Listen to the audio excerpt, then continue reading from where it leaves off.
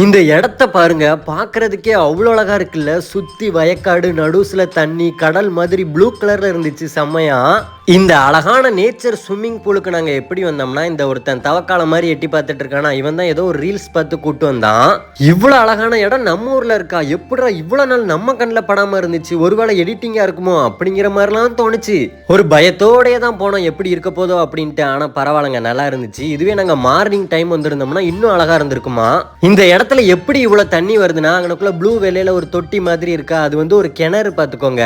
அந்த வயக்காடு சைடு ஒரு குளம் ஒன்று இருக்காமா, அந்த குளத்துல தண்ணி வரும்போதெல்லாம் இந்த கிணத்துல தண்ணி ஊறி வெளியே வரதான் இந்த அழகான இயற்கை ஸ்விம்மிங் பூலாம். இங்க இருக்க தண்ணி ஃபுல்லா கொஞ்சம் கொஞ்சமா வெளியே போய் அந்த சைடு இருக்க வயக்காட்டுக்கு போயிருமாமா. இதெல்லாம் ஒரு அண்ணா அழகா எக்ஸ்பிளைன் பண்ணிட்டு இருந்தாங்க. அந்த அண்ணனுக்கு நன்றிகள். இந்த இடம் எங்க இருக்குன்னா, குற்றாலத்துக்கு பக்கத்துல சீவநல்லூருங்கிற ஊர்ல. குற்றாலத்துக்கு போனீங்கன்னா இங்க வாங்க, மெனக்கெட்டு இங்க வரணும் அப்படிங்கிறதுக்காக வராதிங்க, ஒருத்தர் இருக்காது. ஓகேங்களா? இனிமே டாடா.